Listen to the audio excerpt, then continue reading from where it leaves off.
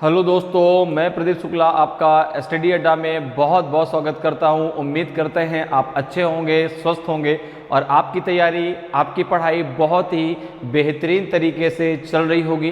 तो आज मैं आपके लिए लेकर के हाजिर हूं CUET का प्रैक्टिस टेस्ट 19th का सेकेंड पार्ट। 19th का फर्स्ट पार्ट हम लोग कंप्लीट कर चुके, जिसमें हम लोगों ने 14 क्वेश्चन डिस्कस किए थे। तो जिन्होंने अभी तक फर्स्ट पार्ट नहीं देखा है तो वो जरूर देख ले। आज जो सेकेंड पार्ट है वो आपका 15th क्वेश्चन से हम लोग स्टार्ट करेंगे, क्योंकि फर्स्ट पार्ट में हम लोगों ने 14th क्वेश्चन सॉल्व किए थे।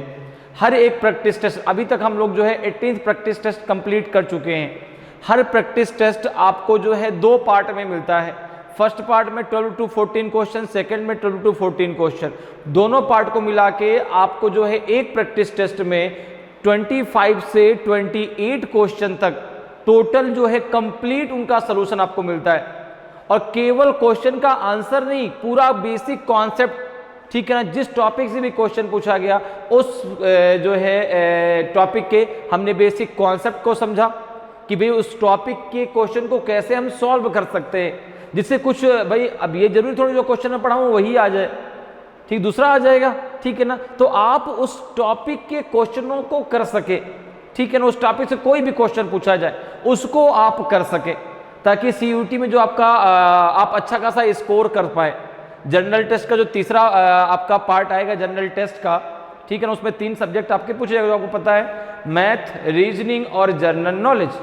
तीनों पार्टों से मिला के 75 क्वेश्चन आएंगे। आपको केवल 60 क्वेश्चन करने हैं, जिसमें से 25 क्वेश्चन तो आपको पूरे के पूरे रीजनिंग के करने हैं। एक भी क्वेश्चन आपको लेफ्ट नहीं करना रीजनिंग का। तो रीजनिंग बहुत आसान है, ठीक है ना, लेकिन हाँ कॉन्सेप्ट क्लियर होना चाहिए। अगर कॉन्सेप्ट नहीं क्लियर है तो क्वेश्चन को करने में हमें प्रॉब्लम आ सकती है। अगर आपका कॉन्सेप्ट क्लियर है ना तो एक भी क्वेश्चन आप रीजनिंग का नहीं छोड़ेंगे, क्योंकि रीजनिंग में केवल लॉजिक और कॉन्सेप्ट क्लियर होना चाहिए। अगर हमारा लॉजिक क्लियर है, भाई अगर कॉन्सेप्ट क्लियर होगा तो हम सही से लॉजिक लगाएंगे, ठीक है ना। हाँ, एक क्वेश्चन को सॉल्व करने के कई लॉजिक हो सकते हैं, ठीक है ना। तो हो सकता है जो लॉजिक आप लगा रहे हैं उससे आंसर नहीं है, भाई आप जो आंसर आएगा वो ऑप्शन में भी तो होना चाहिए। तो ऐसा नहीं कि आपने लॉजिक लगाया आंसर निकाला, सर ये तो ऑप्शन में नहीं है, नहीं दूसरा कोई लॉजिक सोचिए। इसलिए आपने देखा होगा रीजनिंग के क्वेश्चन में कभी क्लेम नहीं होता, क्यों? क्योंकि लॉजिक आपको पकड़ना है। एक क्वेश्चन के कई लॉजिक हो सकते हैं, भाई 2 से 6 लाने के कई लॉजिक हैं, ठीक है ना। 2 में अगर हम 3 का मल्टीप्लाई कर दें तो भी 6 आ जाएगा। 2 में जो है अगर हम 4 ऐड कर दें तो भी 6 आ जाएगा। कई लॉजिक हो सकते हैं 2 से जो है 6 लाने का, ठीक है ना। 2 में हमने 5 ऐड कर दिया, 1 माइनस कर दिया तो भी आपका 6 है। कई लॉजिक हो सकते हैं। तो अब आपको देखना है कि भाई किस लॉजिक के आधार पे आप आंसर जो निकाल रहे हैं, वहां पर जो लॉजिक वही लॉजिक सही माना जाएगा जिसके आधार पे जो आपने आंसर निकाला और ऑप्शन में आपको वो आंसर मिल गया, ठीक है ना। तो चलिए आज क्लास को स्टार्ट करते हैं। ये कुछ लॉजिक है, जो कॉन्सेप्ट है जो हमें क्लियर करने हैं। और फर्स्ट जो इसका फर्स्ट वीडियो, जो फर्स्ट क्लास हुई थी इसकी, ठीक है ना, 19th प्रैक्टिस टेस्ट की जो हमने डिस्कस किया था, उसमें भी हम लोगों ने पूरा एकदम डिटेल डिस्कशन किया है। केवल ऐसा नहीं कि क्वेश्चन का आंसर आपको मिला है, पूरा डिटेल डिस्कशन, मतलब जिस भी टॉपिक से क्वेश्चन पूछा गया उसके बेसिक कॉन्सेप्ट को भी हमने समझा है, ताकि कम समय में आपकी बहुत ही बेहतरीन तैयारी हो सके, हर एक टॉपिक आपके दिमाग में बैठ जाए। इसलिए आपने देखा जितने भी प्रैक्टिस टेस्ट हैं हर एक में मैंने पूरा आपको डिटेल सॉल्यूशन दिया है। इसीलिए मैंने 2 पार्टों में उसको डिवाइड कर दिया, नहीं तो एक पार्ट में 25 क्वेश्चन मैं करा देता, कोई दिक्कत नहीं थी। लेकिन उसमें क्या, केवल क्वेश्चन का आंसर, ये क्वेश्चन है ये आंसर है, इसलिए मैंने उसको 2 पार्ट में डिवाइड किया कि नहीं आपको डिटेल सॉल्यूशन मिले, ताकि आपका टॉपिक भी कंप्लीट हो और नंबर ऑफ क्वेश्चन का जो कलेक्शन है वो भी अच्छा खासा हो जाए। तो इसलिए जो है अगर यहीं से क्वेश्चन पूछ लिया जाए बहुत अच्छी बात है, नहीं पूछा जाए तो कम से कम आपका टॉपिक तो कंप्लीट हो, आपको कॉन्सेप्ट तो पता है इस क्वेश्चन को करना कैसे है, इस टॉपिक के क्वेश्चनों को हमको कैसे करना है। तो इसलिए जो है अभी तक अगर आपने उन सारे प्रैक्टिस टेस्ट को सॉल्व नहीं किया है तो जरूर कर लीजिए, ताकि आपकी बहुत ही बेस्ट तैयारी हो जाए और आप भी बहुत अच्छा स्कोर कर सके और जो आप कॉलेज चाहते हैं वो कॉलेज आपको मिल सके। क्योंकि कंपटीशन तो बहुत है, ठीक है ना। और कंपटीशन में हम ये कहते हैं कि नहीं मैं नहीं कर पाऊंगा, ऐसा नहीं है। हमको अपना बेस्ट देना है, हमें अपना 100% देना है और हम अपना 100% देकर रहेंगे। और होगा कैसे नहीं, 100% जब देंगे तो 100% होगा। लेकिन अब अगर हम पढ़े ही ना, हम उसको तैयारी करें ही ना, तो फिर ये तो फिर गड़बड़, वो गलत बात हो जाएगी। इसलिए तैयारी करिए, अपने आप को इस काबिल बनाइए कि आप अपना 100% दीजिए। सारी बात एक तरफ, आप अपना 100% दीजिए। आपको लगे कि हाँ, जिस दिन आपका दिल का कि नहीं आप अपना 100% दे रहा है, इतना पढ़ रहे हैं, उस दिन आप बिल्कुल सही है। क्योंकि दिल कभी भी आपसे झूठ नहीं बोलता, दिल जो कहेगा वो बिल्कुल 100% सही कहेगा। और दिल से पूछिए जो आप तैयारी कर रहे हैं क्या वो सही है, ठीक है ना, जितना आप पढ़ रहे हैं क्या वो सही है। आपने कहा हाँ बिल्कुल सही है, आपका दिल कह रहा है कि नहीं बिल्कुल सही बात है, जितना आप पढ़ रहे हैं उतना आपके लिए पर्याप्त है, तो फिर ठीक है ना। तो इसलिए जो है अपने दिल से पूछिए उन चीज़ों को और बेस्ट देने की कोशिश करिए। मैं भी वही कर रहा हूँ, मैं भी आपको बेस्ट से बेस्ट चीज़ें प्रोवाइड करने की कोशिश कर रहा हूँ कि भाई आपको जो है यूट्यूब के माध्यम से बहुत बेस्ट चीज़ें मिल सकें। इसलिए हर एक क्वेश्चन चाहे वो 20 बार पूछा जाए, हर प्रैक्टिस टेस्ट में आया तो मैंने सोचा कि पहले प्रैक्टिस टेस्ट मैंने पढ़ा दिया, अब मैं केवल क्वेश्चन का आंसर करा दूँ। मैं करा सकता हूँ, कोई बड़ी बात नहीं, लेकिन मैंने ये सोचा कि नहीं भाई, जो हो सकता है कि कोई नया छात्र उस को पहली बार देख रहा हो तो उसका तो कॉन्सेप्ट कम से कम क्लियर होना चाहिए, ठीक है ना। तो इसलिए जो है एकदम शुरू से चलिए, इसीलिए मैंने इतने सारे प्रैक्टिस टेस्ट आपको कराए हैं, अभी भी कराता जा रहा हूँ लगातार, ताकि आपकी तैयारी बहुत बेहतरीन हो जाए। उन जो 15 क्वेश्चन जो लेफ्ट करने हैं ना, वो आपके रीजनिंग के नहीं आपको करने पड़े। और ये मेरा वादा है कि जितना मैंने पढ़ाया, इतना अगर आपने पढ़ लिया तो एक भी क्वेश्चन आपको रीजनिंग का नहीं छोड़ना पड़ेगा। तो चलिए आज क्लास को स्टार्ट करते हैं, और आज की जो क्लास है वो स्टार्ट होगी आपकी 15th नंबर क्वेश्चन से। ओके, तो ये देखो 15th नंबर क्वेश्चन है, ठीक है ना। किस क्वेश्चन से स्टार्ट होगी? 15th नंबर क्वेश्चन से, ठीक है।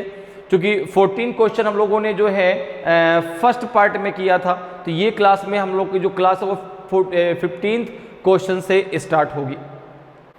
तो देखिए पहला क्वेश्चन है आपका जो है आज क्लास का पहला क्वेश्चन, और वैसे आपका 15th नंबर का क्वेश्चन है कि astronomy is related to star in the same way as agronomy is related to what? खगोल विज्ञान का संबंध तारों से, उसी प्रकार से कृषि विज्ञान का संबंध किससे है? अब ये क्वेश्चन आपसे पूछा गया है एनोलॉजी टॉपिक से। किस टॉपिक से? एनोलॉजी, ठीक है ना। एनोलॉजी को हम 3 प्रकार से पढ़ते हैं। एक आपका होता है वर्ड एनोलॉजी अर्थात शब्द सादृश्यता, दूसरा होता है आपका नंबर एनोलॉजी अर्थात संख्या सादृश्यता, और तीसरा होता है आपका अल्फाबेट एनोलॉजी अर्थात अक्षर सादृश्यता, ठीक है ना। यह क्वेश्चन आपसे पूछा गया है वर्ड एनोलॉजी से, शब्द सादृश्यता से। अब देखो शब्द सादृश्यता में क्या, एनोलॉजी टॉपिक में क्या होता है कि आपको भाई आपके पास एक तराजू है, तराजू में 2 पलड़े हैं, तो दोनों पलड़े बराबर होने चाहिए, दोनों तरफ जो है सेम कॉन्सेप्ट लगाने हैं आपको। जो रिलेशन जिस प्रकार से एग्रोनॉमी रिलेटेड है स्टार से, उसी प्रकार से आपका एस्ट्रोनॉमी रिलेटेड है स्टार से, उसी प्रकार से एग्रोनॉमी किससे रिलेटेड होगी बताइए? माइंड से, क्रॉप से, प्लेनेट से, इमोशन से। खगोल विज्ञान का संबंध तारों से है, तो कृषि विज्ञान का संबंध किससे होगा? आपने कहा फसलों से। जिस प्रकार से एस्ट्रोनॉमी में हम स्टार्स के बारे में डिस्कस करते हैं, उसके बारे में अध्ययन करते हैं, स्टडी करते हैं, उसी प्रकार से आप जो है एग्रोनॉमी में किसके बारे में आप स्टडी करते हैं? तो एग्रोनॉमी में हम स्टडी करते हैं क्रॉप्स के बारे में। किसके बारे में? क्रॉप्स से रिलेटेड चीज़ों के बारे में। तो यहाँ पे आंसर आपका बी जो है बिल्कुल सही आंसर हो जाएगा। जिस प्रकार से जो है खगोल विज्ञान का संबंध तारों से, उसी प्रकार से कृषि विज्ञान का संबंध फसलों से है। तो ऑप्शन आपका बी जो है बिल्कुल सही आंसर होगा। क्लियर है? नेक्स्ट क्वेश्चन में आते हैं, क्वेश्चन नंबर 16 पे। ये देखिए क्वेश्चन है आपका, ये क्वेश्चन आपका पूछा गया है किस टॉपिक से? Finding the missing number. इस टॉपिक का नाम है फाइंडिंग द मिसिंग नंबर। कोई बात नहीं, ऊपर क्वेश्चन नहीं लिखा है, कोई दिक्कत नहीं है। क्वेश्चन यहाँ पर ये है कि आपको जो है यहाँ पर क्वेश्चन मार्क की जगह क्या आएगा ये आपको बताना है, ठीक है ना। इस क्वेश्चन मार्क की जगह ये सर्कल दिया गया, इसके बाहर देखो कुछ नंबर दिए गए हैं, अंदर एक नंबर दिया गया है। अब आपको यहां पर क्या है, सबसे पहली बात आपको ये याद रखना है, इन तीनों में आपका सेम रूल लगेगा। जो रूल फर्स्ट सर्कल में लगेगा वही रूल सेकंड सर्कल में लगेगा और वही आपका थर्ड में आपको लगाना है। तो तीनों में समान रूल लगाने हैं। अब यहां पर बात होती है इसको सर सॉल्व कैसे करेंगे। तो सर्कल के बाहर जो आपके नंबर लिखे हैं उनमें आप मैथमेटिकल ऑपरेशन अर्थात प्लस है, माइनस है, डिवीजन है, मल्टीप्लिकेशन है, ये कुछ भी कर सकते हैं और अंदर का नंबर आपको लाना है। अर्थात जैसे सर्कल में पहले में क्या लिखा है आपका 1 3 4 5, अंदर लिखा है 510, दूसरे में 2 3 4 6, अंदर है 650, अगला यहाँ पे 0 1 2 और 8 यहाँ पे क्वेश्चन मार्क क्या आएगा आपको बताना है। 610 आएगा कि 660 आएगा कि 670 आएगा कि 690 आएगा। तो यहाँ पे जरा देखें, यहाँ पे अगर हम देखें तो यहाँ पे अब इस बात को ध्यान देना है कि तीनों में समान रूल लगना है, ये बात को ध्यान देना है, ठीक है ना। अब देखो अगर हम यहाँ पे जो है सबको ऐड कर लें कितना हो जाएगा, देखो 5 + 4 9, 9 + 3 आपका कितना हो जाएगा 9 + 3 12, 12 + 1 कितना हो जाएगा आपका 13। अगर सबको आप ऐड करते हैं 3 + 4 + 5 + 1 तो ये हो जाएगा आपका 13। 13 में हमने 4 और ऐड कर दिया, ये हो जाएगा आपका 17। 17 में हमने 30 का मल्टीप्लाई कर दिया, ये हो जाएगा आपका 510 हो जाएगा, ठीक है ना। सेम यही रूल जरा सेकंड में लगाइए। आपने कहा 2 + 3 + 4 + 6 कितना हो जाएगा ये 13, 2 और 2 हो जाएगा आपका 15। 15 + 4 हो जाएगा आपका कितना 19। 19 × 30 हो जाएगा आपका जो है 570 और यहाँ पे दिया है 650, इसलिए गलत हो गया। ये तो तरीका नहीं लगेगा, ये तरीका नहीं लगेगा क्योंकि तीनों में सेम रूल लगना चाहिए। क्या मल्टीप्लिकेशन से बात बनेगी 3 5 जा 15, 4 1 जा 4 और 15 4 जा 60, 60 नहीं, यहाँ से भी बात नहीं बनेगी क्योंकि वो तो 60 आ रहा है, ठीक है ना। और ये 500 आपका 10 है, अगर हम 60 में 10 का मल्टीप्लाई कर दे तो 600 हो जाएगा, ठीक है ना। तो यहाँ पर भी बात अगर माइनस का 9 कर दे, हाँ ये देखो कर सकते हैं, देखो कर लो शायद हो जाए। 3 × 5 और 1 × 4 कितना हो जाएगा, तो आपने कहा 15 × 4 ये हो जाएगा आपका 60, 60 - 9 51, 51 × 10 510। कई तरीके हो सकते हैं करने के। अब देखो सेकंड में जरा लगाओ यही तरीका, तो आपने कहा 4 × 2 हो जाएगा, 3 × 6 हो जाएगा, तो ये हो जाएगा आपका 4 2 जा 8, 13 6 3 6 जा 18, 18 8 जा हो जाएगा आपका 144, 144 - 9 नहीं आ जाएगा, इतना नहीं आएगा, 650 नहीं आएगा, तो ये तो फिर सही नहीं है, कुछ और लगाते हैं। अब चलते हैं स्क्वायर के पास। मल्टीप्लिकेशन से बात तो नहीं बनी, अब स्क्वायर पे आ जाओ, जरा स्क्वायर करो सबका। तो आपने कहा अगर यहाँ पे करें 3 का स्क्वायर + 1 का स्क्वायर + 5 का स्क्वायर + 4 का स्क्वायर, सबका स्क्वायर करके सबको जरा आपस में ऐड करिए, कितना आएगा।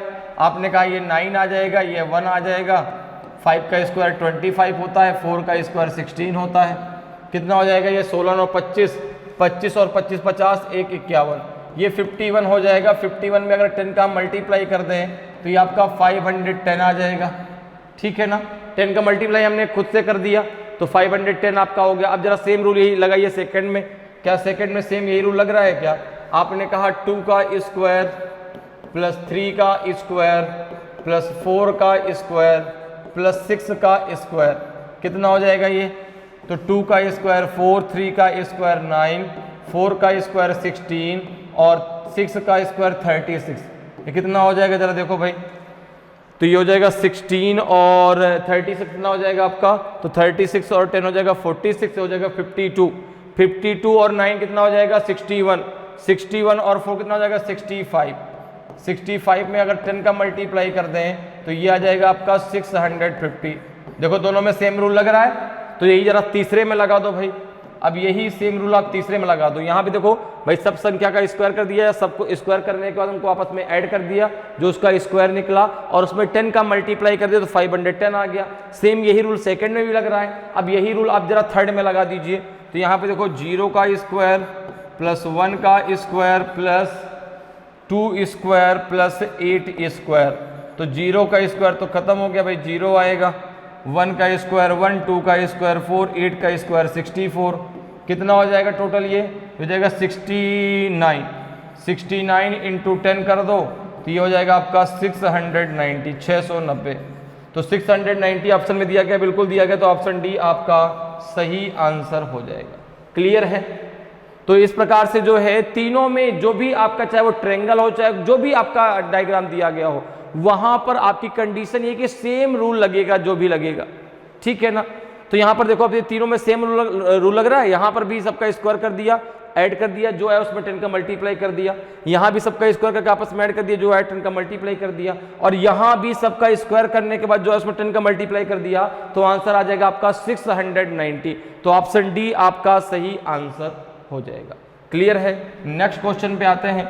नेक्स्ट क्वेश्चन देखिए भाई, 17 नंबर का क्वेश्चन है आपका। 17 नंबर का क्वेश्चन है आपका, जो है ये आपका क्वेश्चन पूछा गया है सीरीज से, ठीक है। क्वेश्चन है कि select the number that can replace the question mark in the following series. उस संख्या का चयन करें जो निम्नलिखित श्रृंखला में प्रश्न चिन्ह को प्रतिस्थापित कर सकती है। अब देखो यहां पर आपका दिया 62, 66, 74, 90 क्वेश्चन मार्क। क्वेश्चन मार्क क्या आएगा आपको बताना है। 106 आएगा कि 120 आएगा कि 116 आएगा कि 122 आएगा। तो देखो सीरीज में जो है, सीरीज का मतलब होता है एक आपका कह सकते हैं सीक्वेंस फॉलो होना चाहिए, एक फ्लो चलना चाहिए। जैसे मैं अगर कहूं कि भाई 1 है, 1 का 2 है, 2 का 3 आगे क्या आएगा, आप बोलेंगे 4 आएगा। ए है, बी है, सी है, आगे क्या आएगा, डी आएगा। तो एक फ्लो चल रहा है, तो वही एक सीक्वेंस चलना चाहिए। तो भाई देखो ऐसा है कि सीरीज अगर एक सामान्य तरीके से बढ़ रही है, ठीक है ना, तो वहां पर आपको उनके बीच कुछ ना कुछ प्लस हो रहा होगा, कुछ उनके बीच का डिफरेंस देखना है। अगर एक सामान्य अंतराल से घट रही है तो कुछ ना कुछ माइनस होगा, अगर एक असामान्य तरीके से बढ़ रही है तो कुछ ना कुछ मल्टीप्लाई होगा, अगर एक असामान्य तरीके से घट रही है तो कुछ ना कुछ वहां पे डिवाइड होगा। तो ये क्वेश्चन सीरीज में नंबर सीरीज से पूछा गया। किससे पूछा गया? नंबर सीरीज से। भाई सीरीज दो प्रकार से हम पढ़ते हैं, number series and alphabetical series, ठीक है ना। अल्फाबेटिकल सीरीज भी दो तरीके से पढ़ते हैं, capital letter series and small letter series. Small letter series को हम रिपीटेड सीरीज भी कहते हैं। तो ये क्वेश्चन आपको पूछा गया है किससे? नंबर सीरीज से। तो अब देखो यहां पर देखो, अगर आप देखें तो समझ में चीजें आपको आ रही है कि एक सामान्य अंतराल से जो है ये सीरीज बढ़ रही है, बहुत ज्यादा डिफरेंस नहीं है। तो सबसे पहला काम है इनके बीच का जरा डिफरेंस निकालिए। अगर डिफरेंस से बात बन जाती है तो बहुत अच्छी बात है। तो यहां पर जरा देखो, दिया गया आपका 62, फिर दिया गया है आपका 66, फिर दिया गया है 74, फिर दिया गया है 90। आगे क्या आएगा आपको बताना है। देखो 62 में कितना ऐड करें, 66 हो जाए तो आपने कहा प्लस का 4 कर दीजिए। 66 में कितना ऐड करें कि 74 हो जाए, आपने कहा प्लस का 8 कर दीजिए। यहाँ कितना प्लस कर दें, प्लस का 16 कर दीजिए। अब देखो यहाँ पर भी आपको एक सीरीज दिख रही है, देखो 4 2 जा 8, 8 2 जा 16। तो आगे क्या होगा यहाँ पे, तो आपने कहा यहाँ पे जो प्लस होगा वो 32 होगा, क्योंकि 16 2 जा कितना होता है आपका 32। तो 32 जो यहाँ पे ऐड कर दीजिए तो 2 आ जाएगा, 9 3 12 आ जाएगा, 122 आपका आएगा। 122 ऑप्शन में दिया गया बिल्कुल, तो ऑप्शन डी आपका सही आंसर हो जाएगा। तो क्वेश्चन मार्क जगह क्या आ जाएगा आपका 122 आएगा, ऑप्शन डी आपका सही आंसर होगा। क्लियर है? समझ में चीजें आ रही हैं? तो सीरीज को आपको इसी प्रकार से सॉल्व करना है, क्योंकि नंबर सीरीज में अगर मैं बात कहूं कि नहीं यही केवल एक रूल है, तो ऐसा भी नहीं, अनगिनत रूल हो सकते हैं। कुछ भी आप भी कोई सीरीज बना सकते हैं। बिल्कुल, आपने एक वैल्यू ले ली, एक आपने एक्स की वैल्यू ले ली, उसका आपने स्क्वायर कर दिया, माइनस का 1 कर दिया, सब में यही आपने तरीका लगा दिया। तो कई तरीके हो सकते हैं। सीरीज कहते भाई, सीरीज में देखो ऐसा है कि अगर आपको एक बारे में कॉन्सेप्ट समझ में आ जाए तो आप उसको करिए, नहीं उसको स्किप करके आगे बढ़ जाइए। बहुत ज़्यादा हमें सीरीज के पीछे भागने की जरूरत नहीं है, लेकिन हाँ ये कुछ कॉन्सेप्ट है जिनके आधार पर आप उसको लगा सकते हैं। ठीक है ना, क्लियर है? तो इसका आंसर क्या जाएगा आपका 122 आएगा। नेक्स्ट क्वेश्चन पे आते हैं, देखिए क्वेश्चन नंबर 18 है आपका जो है, क्वेश्चन नंबर 18 है आपका जो है, क्वेश्चन को पहले रीड करते हैं। क्वेश्चन है आपका कि the total age of a mother and her daughter is 60 year, the difference between their age is 30 year, find out the age of mother. एक माँ और उसकी बेटी की कुल आयु 60 वर्ष है, उनकी आयु के बीच का अंतर 30 वर्ष है, माता की आयु ज्ञात कीजिए। अब देखिए ये जो क्वेश्चन है वो आपको पूछा गया प्रॉब्लम्स ऑन एज, आयु पर आधारित प्रश्न।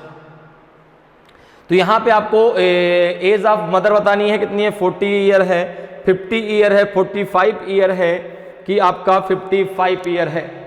तो ऐसे क्वेश्चन को डायरेक्ट आप ऑप्शन से भी कर सकते हैं और आप पूरा का पूरा सोल्यूशन भी लगा सकते हैं। सबसे पहले हम पूरा का पूरा सोल्यूशन लगाते हैं, ठीक है ना, कैसे लगाना है जरा उसको समझते हैं।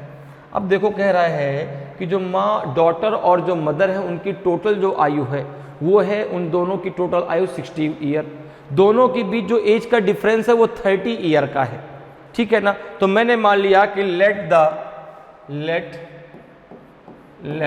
As of mother, let the as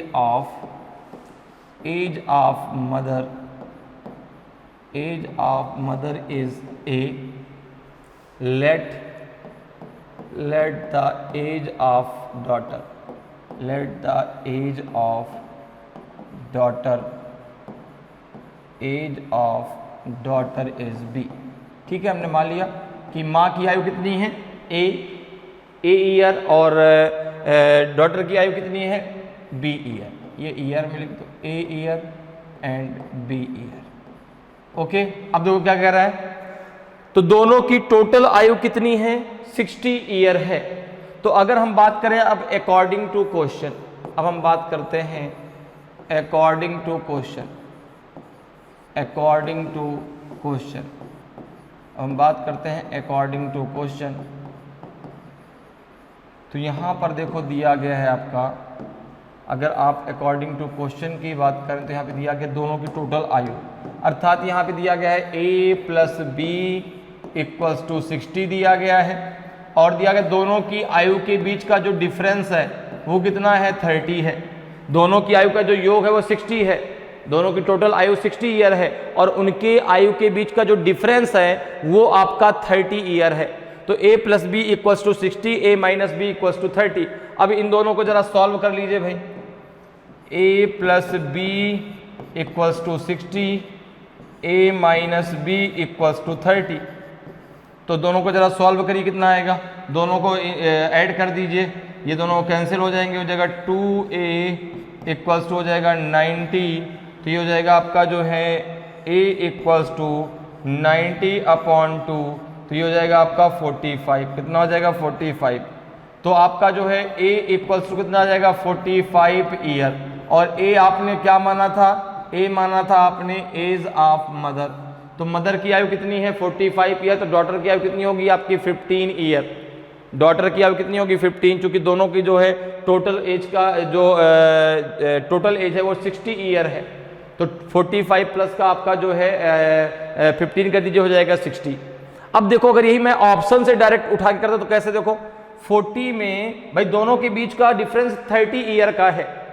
अगर मैं मान लेता कि मदर की आयु 40 ईयर है तो 40 ईयर में अब 30 ईयर का डिफरेंस, तो माता की डॉटर की आयु 10 ईयर होगी। भाई देखो 30 ईयर का डिफरेंस, अगर मदर की आयु आपकी 40 ईयर आपने मानी तो उसमें 30 माइनस करना पड़ेगा ना आपको, तो आप 30 अगर माइनस करेंगे तो डॉटर की आयु आपकी 10 ईयर आएगी, और 10 और 40 का जो एडिशन है वो 50 होगा, 60 नहीं होगा, इसलिए पहला गलत। 50 अगर लेते तो 50 ईयर अगर माता की आयु है तो पुत्री की आयु हो जाएगी 20 वर्ष, क्योंकि दोनों के बीच में 30 वर्ष का डिफरेंस है। तो अगर माता की 50 वर्ष है तो पुत्री की 20 वर्ष होगी, 50 और 20 का एडिशन 70 होता है, इसलिए बी भी आपका गलत है। इसी प्रकार से अगर आप 55 को लेते तो अगर माता की आयु 55 ईयर है तो पुत्री की आयु 25 ईयर होगी, 25 और 55 का एडिशन 60 नहीं होगा।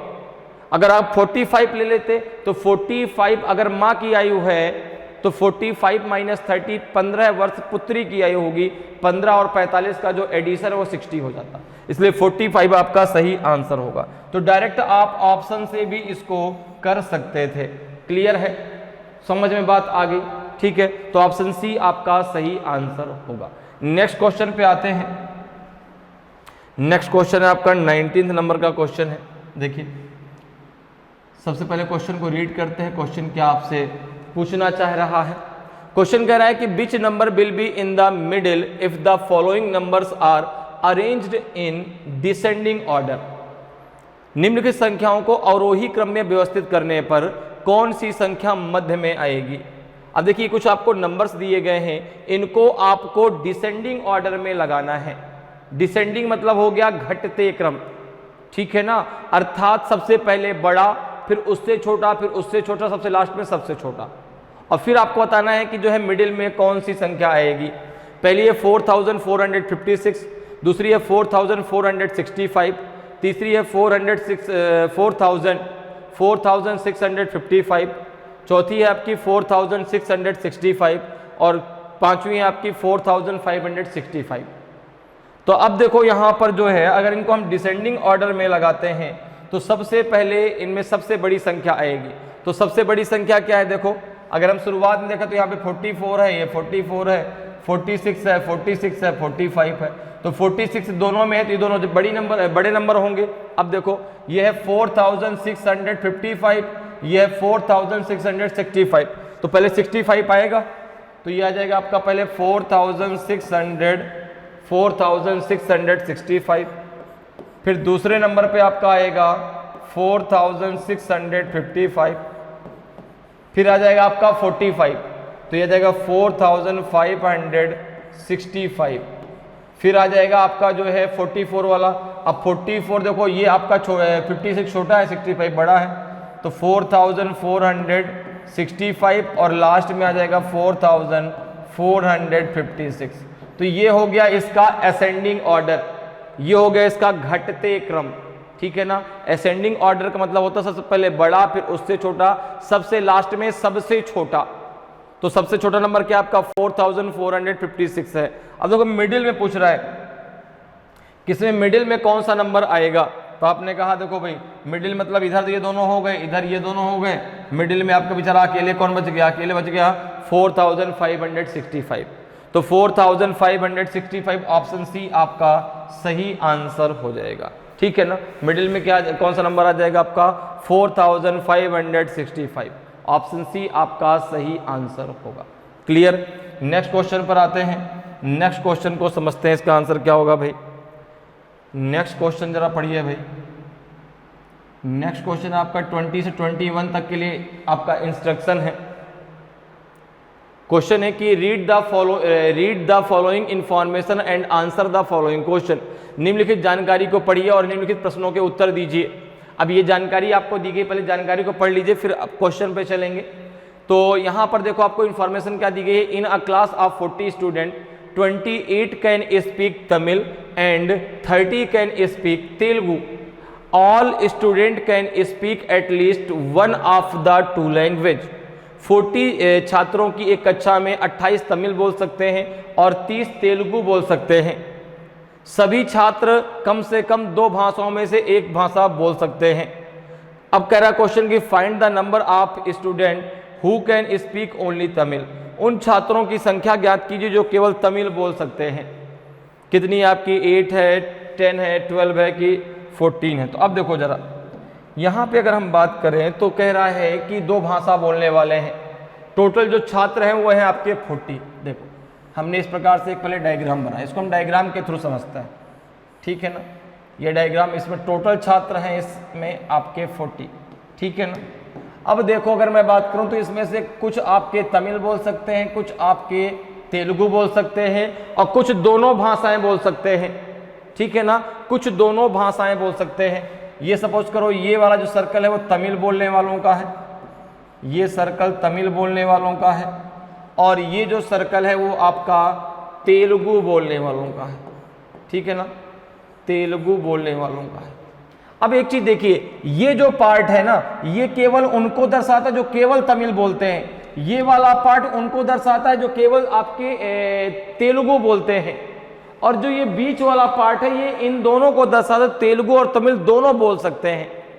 तो अगर मैं यहाँ पर कहूँ, अगर मैं इस पार्ट को यहाँ पे डिवाइड कर दूँ कि तेलुगु बोलने वालों के पार्ट को मैंने m से डिवाइड कर दिया, यहाँ पे मैंने n ले लिया, और दोनों बोलने वालों को मैंने o से जो है रिप्रेजेंट कर दिया। ध्यान समझिएगा अभी मेरी बात। n कौन से हैं? n वो हैं जो केवल तमिल बोल सकते हैं, m वो हैं जो केवल तेलुगु बोल सकते हैं, और o वे पर्सन को मैंने इंडिकेट किया, रिप्रेजेंट किया है ओ से, जो आपके दोनों स्पीक कर सकते हैं, दोनों बोल सकते हैं, तमिल भी और तेलुगु भी। अब अगर मैं कहूं कि टोटल नंबर ऑफ पर्सन्स की अगर मैं बात करूं, अगर मैं यहां से आपसे कहूं कि टोटल नंबर ऑफ पर्सन आप कैसे निकालेंगे? Total number of person equals to हो जाएगा आपका m plus n plus o। हो जाएगा नहीं हो जाएगा? मेरी बात समझ में आ रही है? m किसको रिप्रेजेंट करता है?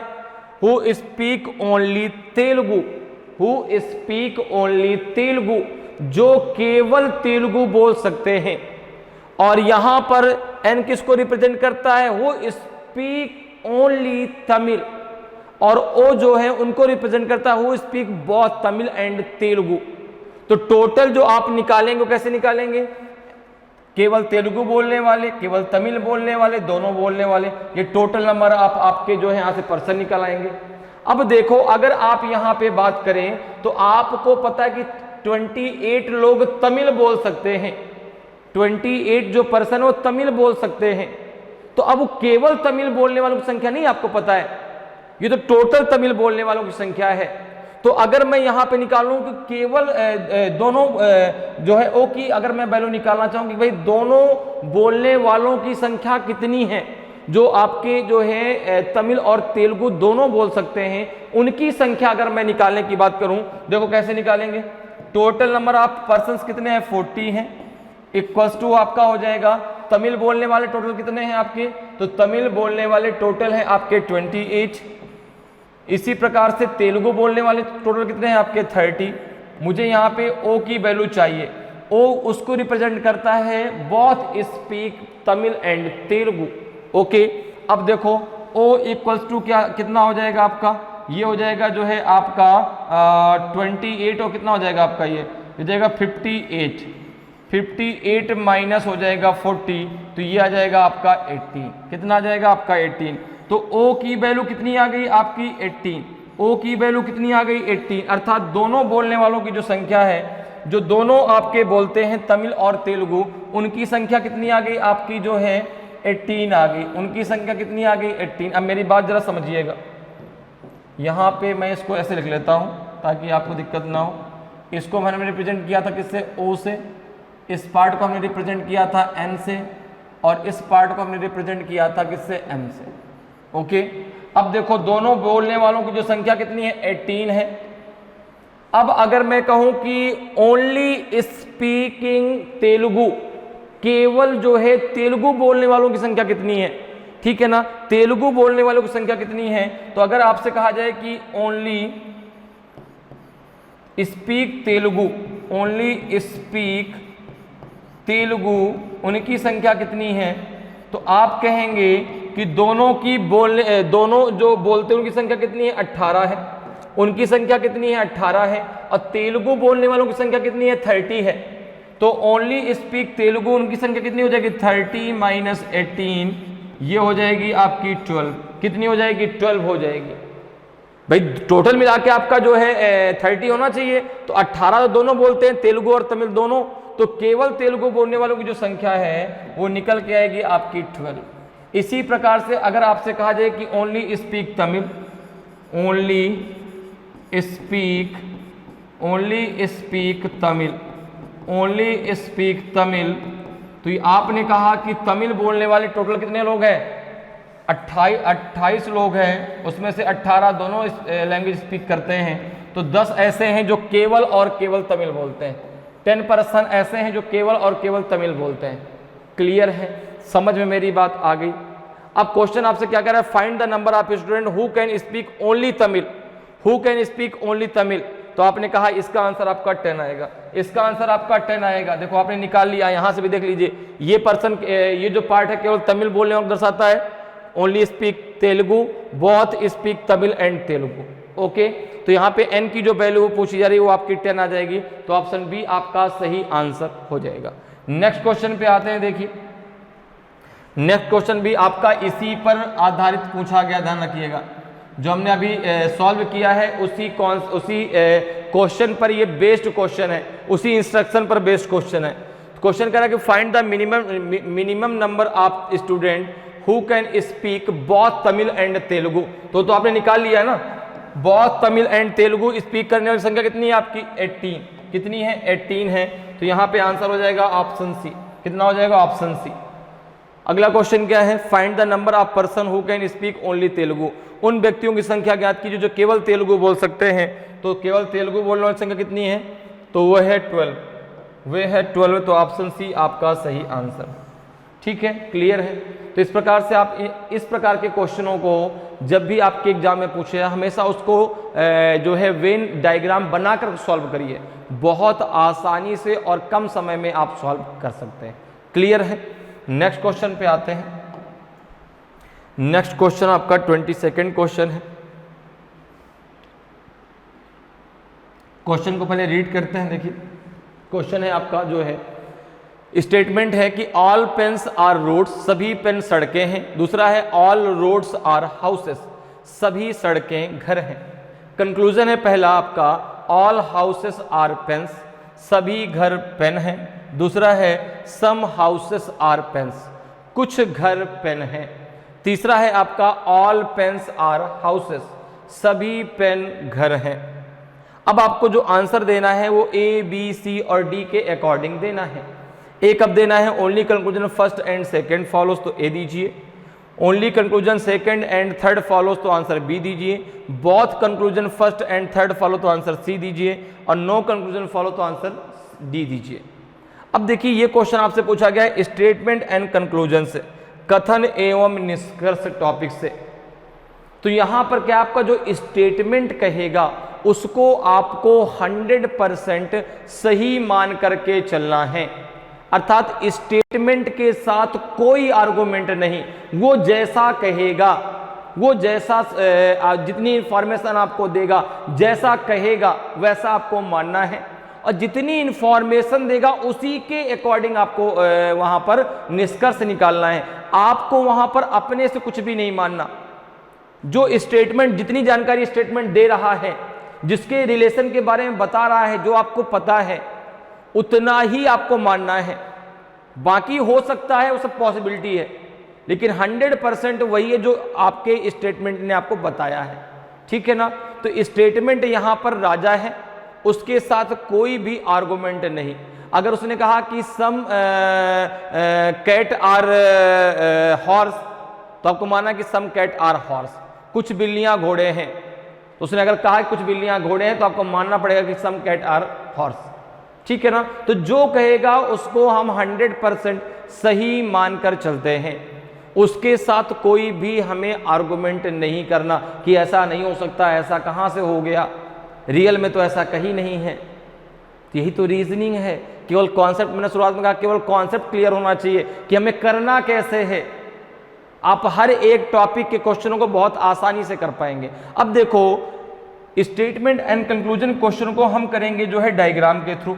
अब डायग्राम अगर बात करें तो 3 वर्ड आपके मेन है जिसके द्वारा हम डायग्राम बनाते हैं। यहां पे एक आपका सम, एक आपका ऑल और एक आपका नो। अब जरा देखो इनके लिए डायग्राम कैसे बनता है। जैसे स्टेटमेंट के थ्रू हम समझते हैं इसको। जैसे स्टेटमेंट दे दिया जाए कि सम कैट और हॉर्स, सम कैट और हॉर्सेस, सम कैट और हॉर्स।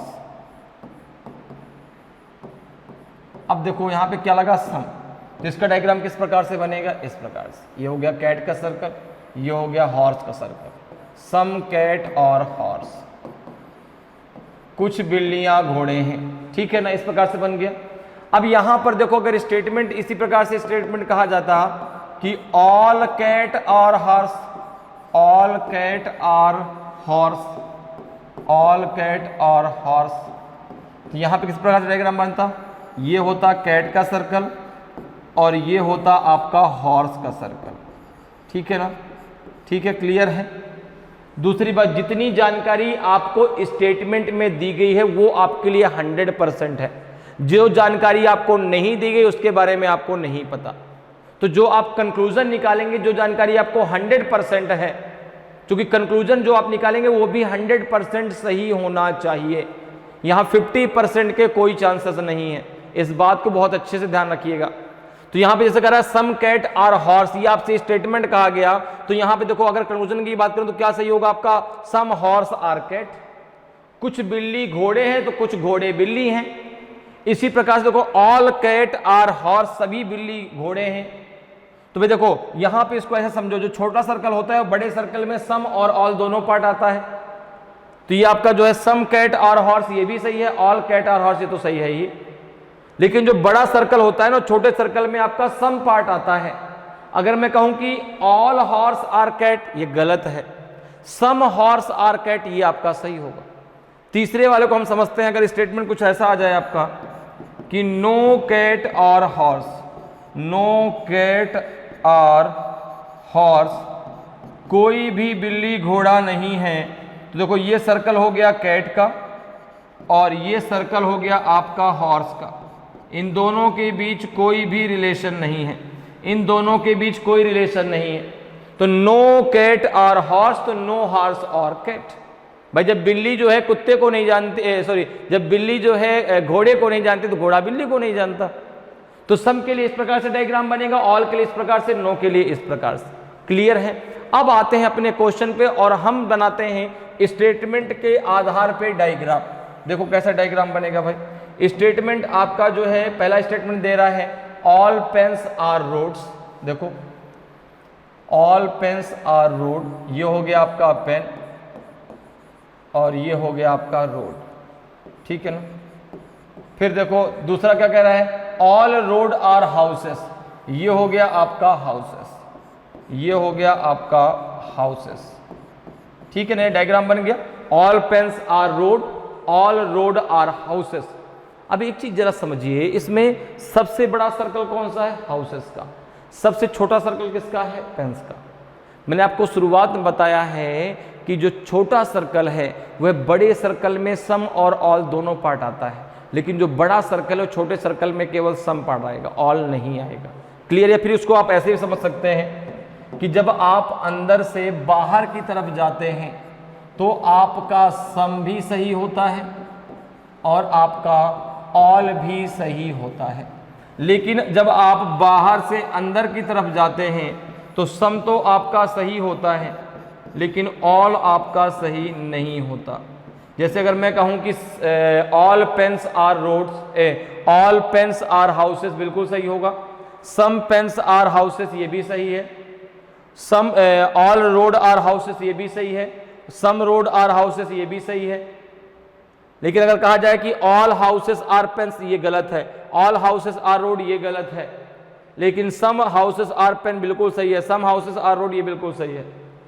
तो जो बड़ा सर्कल है छोटे सर्कल में सम पार्ट आता है, ऑल नहीं आता, ठीक है ना। लेकिन जो छोटा सर्कल है वो बड़े सर्कल में ऑल और सम दोनों आता है। क्लियर। अब देखो आप जाओ अपने कंक्लूजन पे। पहला कंक्लूजन क्या कह रहा है कि all houses are pen, all houses are pen, ये गलत है। मैंने आपको अभी भी बताया है कि बड़ा सर्कल छोटे सर्कल में सम आता है, सम पार्ट आता है, लेकिन ऑल नहीं आता। देखो सम सही, ऑल गलत, ठीक है। दूसरा क्या है, सम हाउसेस आर पेन्स, ये सही है, ये बिल्कुल सही है। तीसरा है ऑल पेन्स आर हाउसेस, ये भी सही है, ये भी सही है। ऑल पेन्स आर हाउसेस ये भी सही है।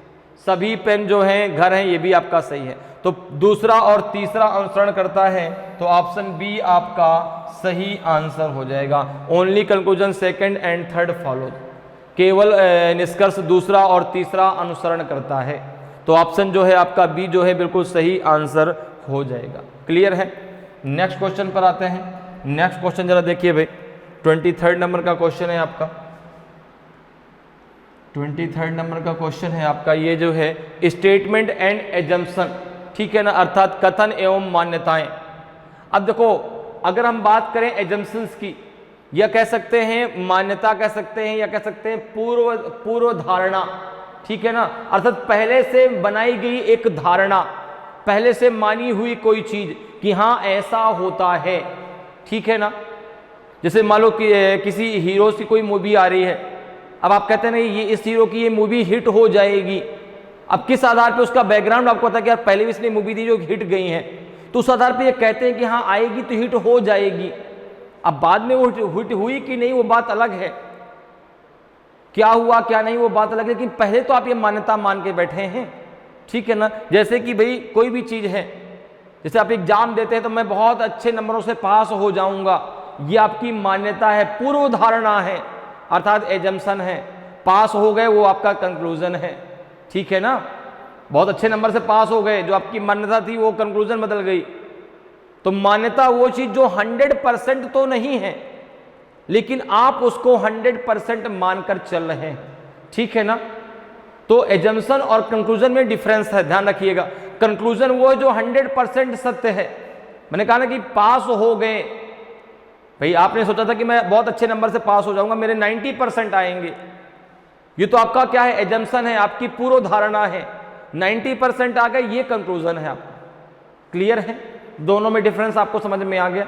अब देखो यहां पे स्टेटमेंट दे रहा है, स्टेटमेंट देखो चाहे वो आपका स्टेटमेंट कंक्लूजन हो चाहे स्टेटमेंट आपका एजम्पशन हो, हर जगह आपको स्टेटमेंट के अकॉर्डिंग ही सोचना है। स्टेटमेंट में जो कहेगा उसी के अकॉर्डिंग आपको सोचना है, इस बात को ध्यान रखिएगा। अब जैसे यहां पर देखो क्या है, स्टेटमेंट कह रहा है कि in Mumbai railway trains are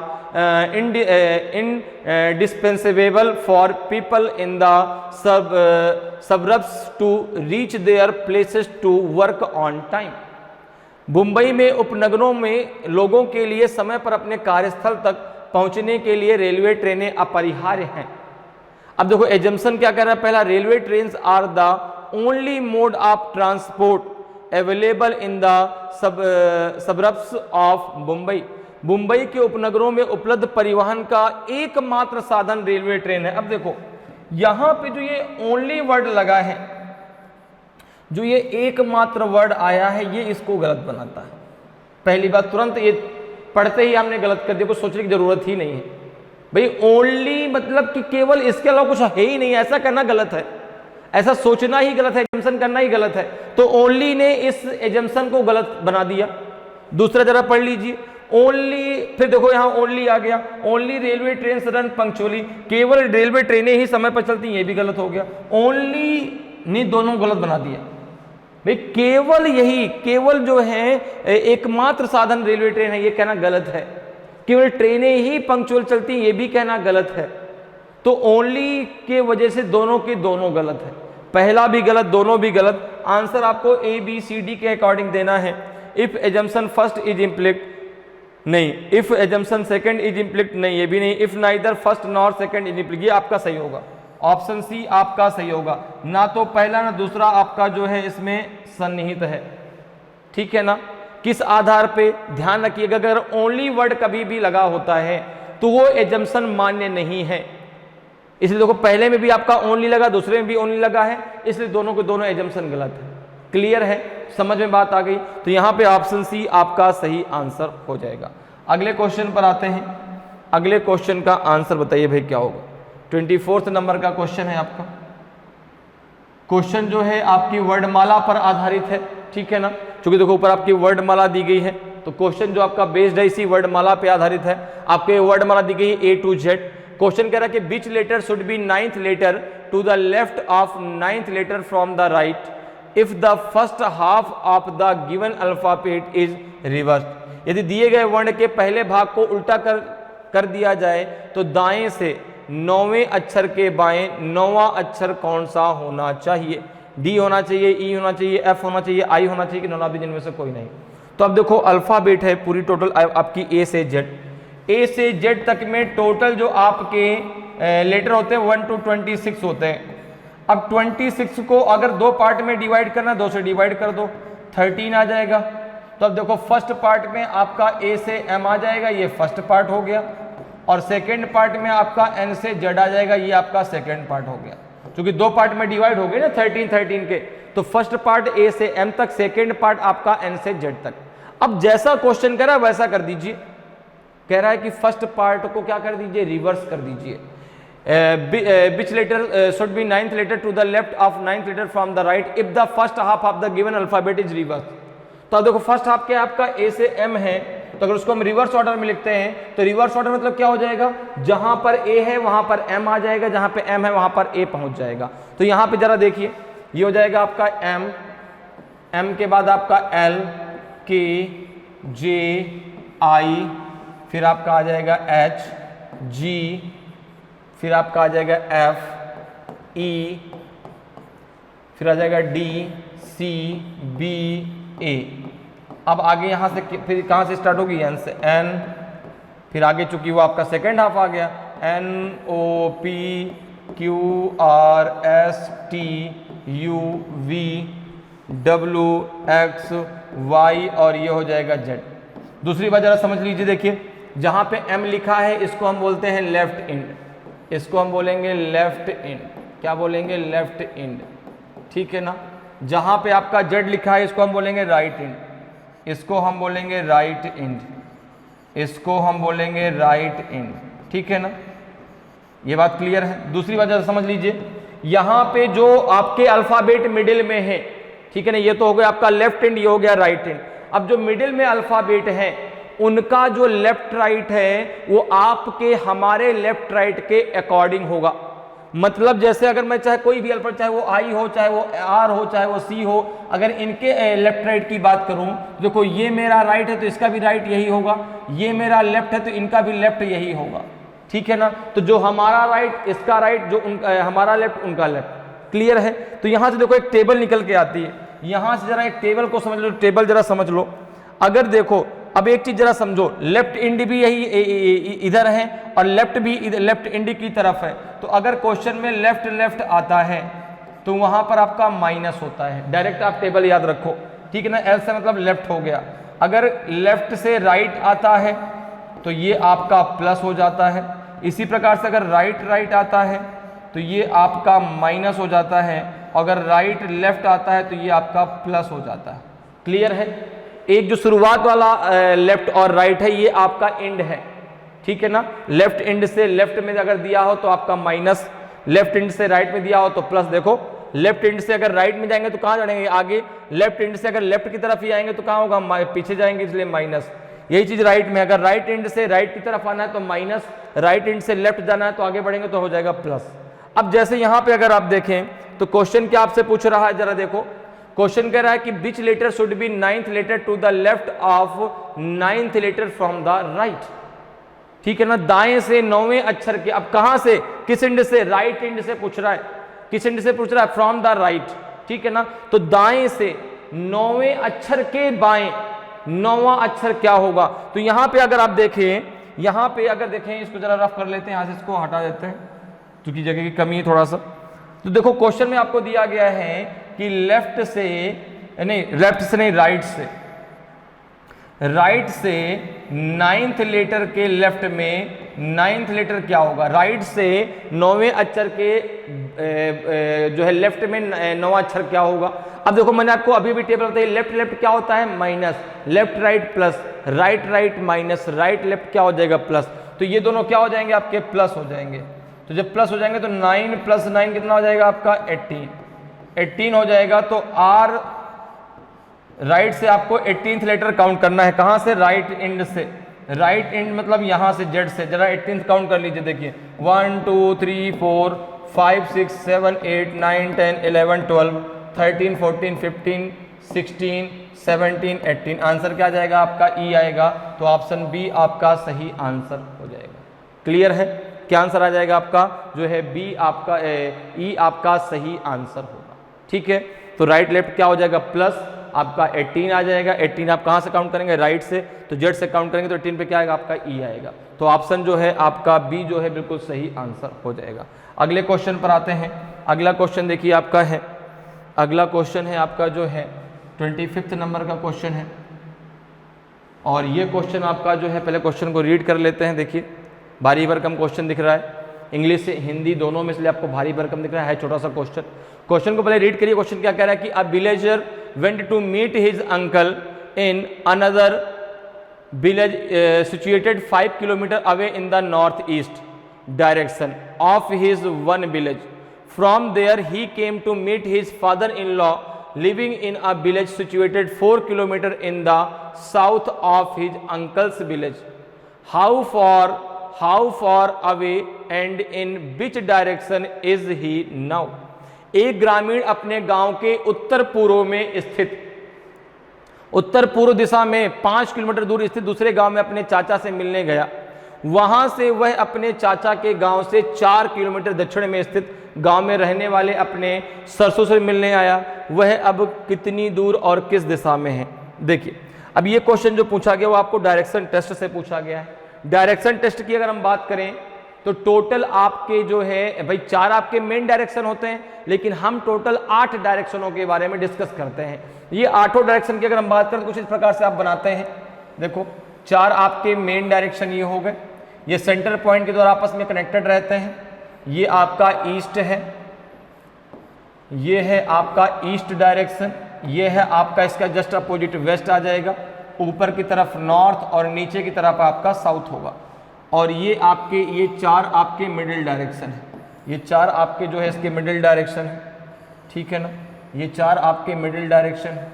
ये देखो, ये आपका हो जाएगा साउथ ईस्ट, ये डायरेक्शन हो जाएगा आपका जो है साउथ वेस्ट, ये हो जाएगा आपका नॉर्थ ईस्ट, और ये डायरेक्शन हो जाएगा आपका नॉर्थ वेस्ट, ये डायरेक्शन हो जाएगा आपका नॉर्थ वेस्ट। क्लियर है। अब देखो, ये सेंटर पॉइंट से आपस में कनेक्टेड रहते हैं। अगर किसी एक डायरेक्शन को आपने जो है लेफ्ट राइट किधर भी आपने मूव करा दिया तो बाकी अपने आप मूव हो जाते हैं, ठीक है ना, क्योंकि सभी आपस में कनेक्टेड है। अब देखो यहाँ पे अगर हम लेफ्ट राइट की बात करें तो जब आप क्लॉकवाइज मूव करते हैं, जब आप क्लॉकवाइज मूव करते हैं तो आप जो है राइट टर्न लेते हैं। जब आप क्लॉकवाइज मूव करेंगे तो राइट टर्न लेंगे, और जब आप एंटी क्लॉकवाइज मूव करेंगे, जब आप एंटी क्लॉकवाइज मूव करेंगे तो आप लेफ्ट टर्न लेंगे। जब आप एंटी क्लॉकवाइज मूव करेंगे तो आप लेफ्ट टर्न लेंगे। क्लियर है। क्लॉकवाइज मूवमेंट में आप राइट टर्न लेंगे, एंटी क्लॉकवाइज मूवमेंट में आप लेफ्ट टर्न लेंगे, ठीक है ना। इतनी बात क्लियर है। इसको हम ऐसे भी ध्यान रख सकते हैं कि अगर आपका चेहरा ईस्ट में है, अगर आप एंटी क्लॉकवाइज चलते हैं तो आप कहाँ पहुंचेंगे, लेफ्ट टर्न में नॉर्थ में, राइट टर्न में आप साउथ में, साउथ में है राइट टर्न में वेस्ट, लेफ्ट टर्न में आप ईस्ट में, आप वेस्ट में है राइट टर्न में आप नॉर्थ में, लेफ्ट टर्न में आप साउथ में, आप नॉर्थ में है राइट टर्न में ईस्ट, लेफ्ट टर्न में वेस्ट। और सेम इसी प्रकार से लेफ्ट राइट आपको मिडिल डायरेक्शन में भी लेना है, क्लॉकवाइज में राइट टर्न, एंटी क्लॉकवाइज में लेफ्ट टर्न। क्लियर है। चलिए अब हम बनाते हैं इसका डायग्राम। अब हम बना लेते हैं डायग्राम, ठीक है ना। देखो जरा क्वेश्चन के आधार पे, तो यहाँ पे क्वेश्चन कह रहा है कि a villager went to meet his uncle in another village situated 5 kilometre away in the north east direction. अब जो आप डायग्राम बनाना स्टार्ट करेंगे वो सेंटर पॉइंट से करेंगे। कहाँ से करेंगे, सेंटर पॉइंट से। ये सेंटर पॉइंट है जहाँ पे चारों डायरेक्शन मिलती हैं। अब आपको नहीं क्लियर कि नॉर्थ ईस्ट किस डायरेक्शन में आएगा, तो आपने कहा कि मैंने इसमें चारों डायरेक्शन ऐसे बना दिए। देखो ये देखो, यहाँ पे चारों डायरेक्शन, यहाँ पे ये सेंटर पॉइंट है, ये ईस्ट है, ये आपका वेस्ट है, ऊपर की तरफ नॉर्थ, और ये आपका साउथ है। तो देखो नॉर्थ ईस्ट इस डायरेक्शन में होगा, और ये जो दूरी है, ये जो दूरी है वो है 5 किलोमीटर की। ये दूरी जो है वो 5 किलोमीटर की है। यहाँ से वो गया नॉर्थ ईस्ट में और अपने चाचा से मिलने गया, अपने चाचा से यहाँ मिल लिया। इसके बाद क्या कह रहा है कि वहाँ से वह अपने चाचा के घर से, ठीक है ना, अपने चाचा के गांव से 4 किलोमीटर दक्षिण में स्थित गांव में रहने वाले अपने ससुर से मिलने आया। अब देखो जो उसके फादर इन लॉ को जो घर है वो साउथ में स्थित है। वो कहाँ स्थित है, साउथ में। कितनी दूरी पर, 4 किलोमीटर पे। तो अब जरा देखो यहाँ पे साउथ कैसे हम टर्न करेंगे। तो आपको जब भी दिक्कत हो आप उस पॉइंट में तुरंत चारों डायरेक्शन खींचिए। ये मैंने खींच दी। देखो ये ईस्ट है, ये वेस्ट है, ऊपर की तरफ नॉर्थ है, नीचे की तरफ साउथ है। तो इसको साउथ टर्न लेना है, 4 किलोमीटर की दूरी चलना है। तो यहाँ से ये टर्न लेगा और ये चला आएगा 4 किलोमीटर, यहाँ पे आके ये रुक जाएगा, और ये है आपका 4 किलोमीटर, ठीक है ना। और यहाँ पे उसका, यहाँ इस गांव में उसके फादर इन लॉ रहते हैं, यहाँ पे उसके अंकल रहते हैं, ठीक है ना, और यहाँ पे उसके फादर इन लॉ रहते हैं, ठीक है ना, फादर इन लॉ। तो अब क्वेश्चन कह रहा है, क्वेश्चन आपसे पूछ रहा है कि वह अब कितनी दूर और किस दिशा में है। तो ये उसका घर था, ये उस व्यक्ति का घर है, यहां से वह निकला था और यहां वो पहुंच गया। तो आपने कहा कि वह अगर बात करें तो वह ईस्ट डायरेक्शन में है। किस डायरेक्शन में है अपने घर से? ईस्ट, ईस्ट ही तो है, तो डायरेक्शन तो ईस्ट है। तो अगर मैं बात करूं तो यहां पे आंसर आपका ए और डी गलत, क्योंकि यहां पे आंसर पूर्व में आएगा। अब दूरी कितनी आएगी? 3 की 4, ये निकालना है। तो अब देखें, अगर आपने यहां से यहां इसको मिला दिया तो यहां पे एक राइट एंगल बन गया, देखो ये राइट एंगल बन गया। अब यहां पे आप लगा दो पाइथागोरस थ्योरम, क्योंकि जब आपका डायग्राम जो आप बनाते हैं उसमें अगर राइट एंगल बन जाता है तो फिर वहां पे आपको लगाना है पाइथागोरस थ्योरम, ठीक है ना। अब पाइथागोरस थ्योरम क्या होती है? हाइपोटेनस का स्क्वायर इक्वल टू होता है आपका जो है बेस का स्क्वायर प्लस परपेंडिकुलर का स्क्वायर। तो यहां पे अगर आप देखें, देखो तो ये तो आपका, देखो इसको नाम दे दो, ये इसको ए दे दो, इस पॉइंट को आप बी नाम दे दीजिए और इसको आप सी नाम दे दीजिए। अब जो है यहां पे अगर आप देखें तो ए बी का whole of square equals to होता है आपका ए सी का स्क्वायर प्लस आपका बी सी का स्क्वायर। अगर आप यहां से ए बी का स्क्वायर हटा दें तो ये दोनों किस में चले जाएंगे? रूट में, ठीक है ना। अब देखो जरा, यहां पे आपको ए बी की वैल्यू पता है कितनी है? ए बी की वैल्यू आपको मालूम है कितनी है? तो आपने कहा ए बी की वैल्यू है जो कितनी आपकी 5 किलोमीटर, ठीक है ना। कितनी है? 5 किलोमीटर। एक मिनट जरा रुक जाओ, इसको ऐसे कर लेते हैं, इसको आप स्क्वायर यहीं पे रहने दो, ठीक है ना, इसका आप स्क्वायर यहीं पे रहने दो। ए बी का square equals to A C का स्क्वायर प्लस बी सी का स्क्वायर। हमें यहाँ पे फाइंड क्या करना है? ए सी, ठीक है ना, फाइंड क्या करना है? ए सी करना है, ठीक है ना। तो ए बी की वैल्यू पता कितनी है आपकी? 5, तो यहाँ रख दो 5 का स्क्वायर।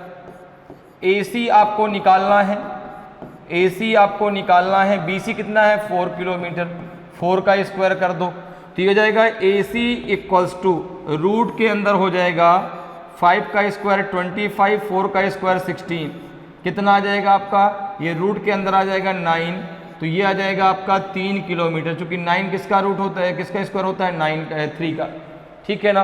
तो यहाँ पे ए सी की वैल्यू कितनी आ जाएगी? ए सी की वैल्यू आ जाएगी 3 किलोमीटर, तो 3 किलोमीटर ईस्ट आपका सही आंसर आ जाएगा। 3 किलोमीटर ईस्ट आपका सही आंसर आ जाएगा। तो ऑप्शन बी आपका सही आंसर होगा, पूर्व में 3 किलोमीटर, तो ऑप्शन बी आपका सही आंसर हो जाएगा। क्लियर है? नेक्स्ट क्वेश्चन पे आते हैं। नेक्स्ट क्वेश्चन जरा देखिए भाई, अगला क्वेश्चन है आपका जो है 26 नंबर का क्वेश्चन है। ये क्वेश्चन आपका पूछा गया काउंटिंग ऑफ फिगर से। किससे पूछा गया? काउंटिंग ऑफ फिगर से। क्वेश्चन कह रहा है कि how many triangles are there in the given figure. दी गई आकृति में कितने त्रिभुज हैं? 32 हैं, 30 हैं, 33 हैं कि 44 हैं। अब देखो आपको यहाँ पे ट्रायंगल काउंट करने हैं, कितने ट्रायंगल हैं। तो यहाँ पर देखो आपको क्या करना है, इस डायग्राम को आपको छोटे छोटे डायग्राम्स में डिवाइड कर लेना है, ठीक है ना। कैसे, जरा उसको समझो। देखो 2 कॉन्सेप्ट यहाँ पे आपको लगा देने हैं। एक कॉन्सेप्ट तो आपको ये लगेगा कि जब भी किसी भी ट्रायंगल में हम कोई भी हॉरिजॉन्टल लाइन, एक वर्टिकल लाइन खींचते हैं, ठीक है ना, जब भी जो है हम किसी भी ट्रायंगल में एक वर्टिकल लाइन खींच दें, जितने उसके पार्ट हो जाए उस पार्ट का जो नंबरिंग कर देते हैं आप, उनको आपस में ऐड कर दीजिए, उतने ही ट्रायंगल उसमें बनेंगे। जैसे 2 पार्ट है, तो कि हमने 1 2 नंबरिंग कर दी, दोनों को ऐड कर दो, कितने ट्रायंगल हो जाएंगे इसमें? 3, ठीक है ना। इसी प्रकार से एक कॉन्सेप्ट और समझिए, अगर कोई आपका स्क्वायर है और इस प्रकार से उसमें डायगोनल आपके खींचे जाते हैं और वहां पे आपको ट्रायंगल काउंट करना है, तो यहां पर क्या करना है, जो पार्ट है इसकी नंबरिंग कर लीजिए 1 2 3 4। जो सबसे लास्ट में नंबर आएगा उसमें 2 का मल्टीप्लाई कर दीजिए। सबसे लास्ट में 4 आया ना, तो 4 2 जा कितना हो जाएगा आपका 8। इसमें आपके 8 ट्रायंगल हैं। अब जरा देखिए, इसमें कुछ आकृतियां आपको ऐसी दिखाई पड़ रही हैं, बिल्कुल जैसे कि अगर आप यहां पर देखें तो कौन कौन सी आकृति आपको ऐसी दिखाई पड़ेगी जहां पर ये कॉन्सेप्ट आप लगा सकते हैं। तो आपने कहा कि देखो भाई, यहाँ पे अगर हम यहाँ पे तो नहीं लगेगा, ये तो आपका हो जाएगा 1 2 3 4, 4 तो ये हो गए, ठीक है ना। हाँ इसमें लग जाएगा, देखो 1 4 और 2 3 को मिलके आपका बन जाएगा, तो 4 2 6 तो यहाँ से बन जाएंगे, ठीक है ना। अब देखो जरा यहाँ पे ध्यान समझिएगा, अगर मैं 1 2 3 4 को ले लूँ तो यहाँ से मेरे 6 ट्रेंगल बन के आएंगे। कितने ट्रेंगल निकलेंगे? 6 ट्रेंगल। कौन कौन से? 4 तो ये हो गए। अब अगर ये लाइन सीधी जाती ना तो यहाँ पे टोटल 8 ट्रेंगल हो जाते, लेकिन अब ये 1 और 2 4 को मिला के बनेगा, 2 और 3 को मिला के बनेगा। 4 3 को मिला के नहीं बन सकता, 1 2 को मिला के नहीं बन सकता, 1 4 को मिलके भी ट्रेंगल बन चुका, 2 3 को मिला के बन चुका। तो टोटल आपके 6 ट्रेंगल यहाँ से मिलके बनेंगे आपके। देखो 2 ट्रेंगल आपको यहाँ मिल जाएंगे, 1 और 2, ठीक है ना। इसको जरा अलग से नंबरिंग दे देते ताकि कोई कंफ्यूजन न रहे। इसको हम ले लेते हैं 5 और 6। अगर आप 5 और 6 को ले लेते हैं, अगर आप 5 और 6 को ले लेते हैं तो यहाँ से आपके 2 ट्रेंगल मिलेंगे, यहाँ से आपके 2 ट्रेंगल मिलेंगे। अब इसी प्रकार से देखो ये 7 और 8 जहाँ पर मैंने लिखा, अगर 7 और 8 को आप ले लें, अगर 7 और 8 को आप ले लें, 7 और 8 को आप ले लें तो यहाँ से 3 ट्रेंगल बनेंगे। कितने ट्रेंगल बनेंगे? 3। मैंने अभी आपको बताया है, देखो 1 और 2, तो अगर यहाँ पे देखो तो 1 और 2, ठीक है ना। तो 2 और 1 कितना हो जाएगा? 3, तो 3 ट्रेंगल यहाँ से हो जाएंगे। इसी प्रकार से अगर आप देखें तो यहाँ पे आपको जहाँ पे 9 और 10 मैं लिख रहा हूँ, जहाँ पे 9 और 10 मैंने लिखा, यहाँ से भी आपको 3 ट्रेंगल मिलेंगे। जहाँ पे आप मैंने 9 और 10 लिखा, यहाँ पर भी आपको 3 ट्रेंगल मिलेंगे, ठीक है ना। इसी प्रकार से अगर आप देखें तो यहाँ पे जरा देखो, जहाँ पे मैंने लिखा जो है 11 12 13 एंड 14, यहाँ से जरा देखिए, यहाँ से आपको 4 2 8 ट्रेंगल मिलेंगे। आप अगर देखें तो 11 12 13 14, ये तो मैं आपको समझाने के लिए आपको जो है नंबरिंग करता जा रहा हूँ अलग अलग, ठीक है ना। ये देखो 1 2 3 4, 4 पार्ट आएंगे। सबसे बड़ा नंबर क्या आएगा? 4। तो 4 से जब 2 को मल्टीप्लाई करोगे तो 4 2 8, 8 ट्रेंगल ये हो जाएंगे, ठीक है ना। अब देखो आगे जरा चेक कर लो। अब देखो अगर आप देखें तो यहाँ पे देखो एक ट्रेंगल आपको ये दिख रहा है, यहाँ पे जहाँ पे देखो मैंने 15 और 16 लिखा, 15 16 से 3 ट्रेंगल मिलेंगे और 17 और 18 से भी आपके 3 ट्रेंगल मिलेंगे। देखो यहाँ से अगर आप देखें तो 15 और 16 से 3 ट्रेंगल मिलेंगे और आपका 17 और 18 से भी आपको 3 ट्रेंगल मिल जाएंगे। कितने ट्रेंगल मिल जाएंगे? 3 ट्रेंगल मिल जाएंगे। एक तो आपका जो है ये 19, जहाँ पे मैं 19 लिख रहा हूँ यहाँ पर ये सिंगल ट्रेंगल है। जो आपका 20 लिख दिया ये सिंगल ट्रेंगल है, ठीक है ना। यहाँ से एक एक मिलेंगे। तो अब जरा देखो टोटल ट्रेंगल जरा हम काउंट कर लेते हैं कितने अभी तक हुए। टोटल ट्रेंगल जरा देख लो भाई, टोटल ट्रेंगल कितने हो गए आपके। तो आपने कहा कितना हो जाएगा आपका 6 2 8 8 16, तो यही हो गए, ठीक है ना। और 1 2 3 4, तो 4 3 12, ठीक है ना। कितना हो जाएगा? 8 8 16, 16 और 12 कितना हो जाएगा? 28 ही तो हुआ, ठीक है ना। कितना हो गया? 28, चूंकि भाई 8 8 16, 16 3 19, 3 22, 22 3 25, 3 28। और जरा देखो और कौन कौन से ट्रेंगल हैं जो भाई अब उनको देखना है, जो छुपे रिस्तम ट्रेंगल हैं। अब देखो अगर आप देखें तो एक 9 और 10 को मिला के बनेगा, एक 9 और 10 को मिला करके बनेगा, ठीक है ना। किसको मिला के बनेगा? 9 और 10 को मिला करके भी एक ट्रेंगल बनेगा। अगर आप ध्यान दें तो एक ट्रेंगल आपका 9 और 10 को मिला के बनेगा, एक ट्रेंगल आपको यहाँ से मिलेगा, ठीक है ना। एक ट्रेंगल आपको यहाँ से मिल गया। इसके अलावा अगर हम बात करें यहाँ पर देखो तो एक ट्रेंगल आपका यहाँ से 11 15 16 और 12 ये पूरा मिलकर के बनेगा, ठीक है ना। 11 15 16 12 ये पूरा मिलकर बनेगा। इसी प्रकार से 13 14 17 18 ये मिला के बनेगा। तो देखो आपका जो है एक ट्रेंगल वहां से हो गया, 2 ट्रेंगल यहाँ से हो गए, ये हो जाएंगे आपके कितने ट्रेंगल? ये हो जाएंगे 31 ट्रेंगल, 31 ट्रेंगल ये हो गए, ठीक है ना। और जरा देखो और कौन सा ट्रेंगल है जो भाई अभी आपका जो है छुपा हुआ है, जो आप अभी तक ढूंढ नहीं पाए हैं। तो यहाँ पे अगर हम देखें भाई तो ये ट्रेंगल हो गया पूरा, ये भी हो गया। अगर ये 19 की बात है तो सिंगल आएगा, ये सिंगल आएगा, ठीक है ना। अब यहाँ पे अगर देखो तो इधर से मिलके आपका बनेगा कितना, 31 हो गया भाई। तो यहाँ पर जरा देखें और कौन सा ट्रायंगल आपसे छूट रहा है अभी, जो आप जो है अभी तक आपने इसको भाई काउंट नहीं किया यहाँ पर।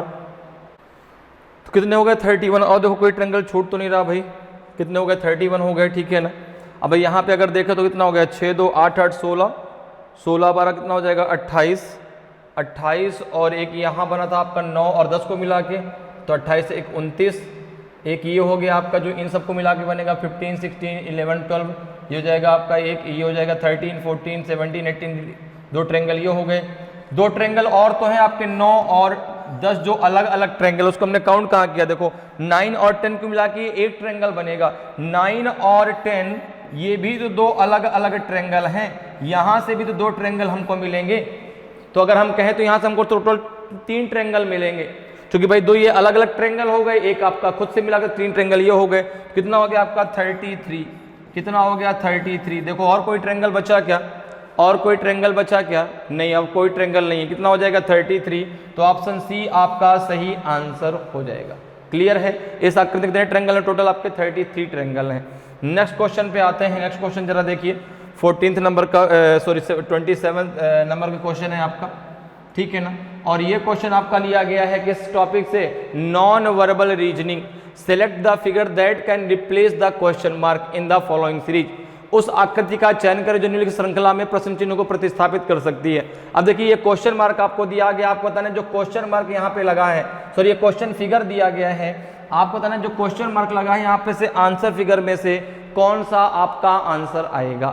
तो अब जरा देखो इसको जरा रीड करो भाई, यहाँ पे कैसे डायग्राम आपका दिया गया है। देखो ये J है, ये M है, ये Q है, यहाँ पे V है, तो यहाँ पे क्या आएगा। तो देखो यहाँ पे बात हो रही है अल्फाबेट की, पहले J दिया है, फिर आपका M दिया है, फिर आपका क्या दिया है यहाँ पे Q, और Q के बाद फिर क्या है आपका V, और V के बाद फिर क्या आएगा आपको बताना है। देखो जरा इसके कोड लिखो, J का कोड 10, M 13, Q 17, अब V है 22। देखो 10 प्लस 3 आपका 13, 13 प्लस का 4 17, 17 प्लस का 5 22, तो 22 प्लस का 6 हो जाएगा आपका 28। और अल्फाबेट जेड पर खत्म हो जाती है, फिर से ए से स्टार्ट हो जाती है, तो 26 के बाद फिर से आपका जेड का क्या आएगा, ए और बी, तो 28 पर यहाँ पे बी आना चाहिए। अब सिंगल अल्फाबेट है तो आपका केवल बी ही आएगा, तो यहाँ पे देखो पहला तो नहीं होगा, यहाँ पे सी भी नहीं होगा, यहाँ पे डी भी नहीं होगा, आंसर केवल बी होगा, क्योंकि आपका सिंगल अल्फाबेट बी आना चाहिए, तो बी के अलावा और कोई आंसर नहीं हो सकता, तो आंसर बी आपका सही आंसर हो जाएगा। क्वेश्चन मार्क की जगह ऑप्शन बी में जो डायग्राम दिया गया है वो आपका आएगा। क्लियर है, तो इस प्रकार से आप बहुत आसानी से और कम समय में रीजनिंग के क्वेश्चनों को सॉल्व कर सकते हैं। उम्मीद करते हैं कि आज क्लास आपको बहुत अच्छे से समझ में आई होगी। अगर आज की क्लास आपको अच्छी लगी हो, आज का वीडियो आपको अच्छा लगा हो और अभी तक आपने वीडियो को लाइक नहीं किया तो वीडियो को लाइक ज़रूर करें। अगर आप नए हैं और अभी तक आपने चैनल को सब्सक्राइब नहीं किया तो चैनल को सब्सक्राइब जरूर कर लें, ताकि आपको क्लास की जानकारी समय समय पर मिलती रहे और आपकी तैयारी बेहतरीन तरीके से चलती रहे। तो आज इतना ही, फिर मिलेंगे। जय हिंद, जय भारत।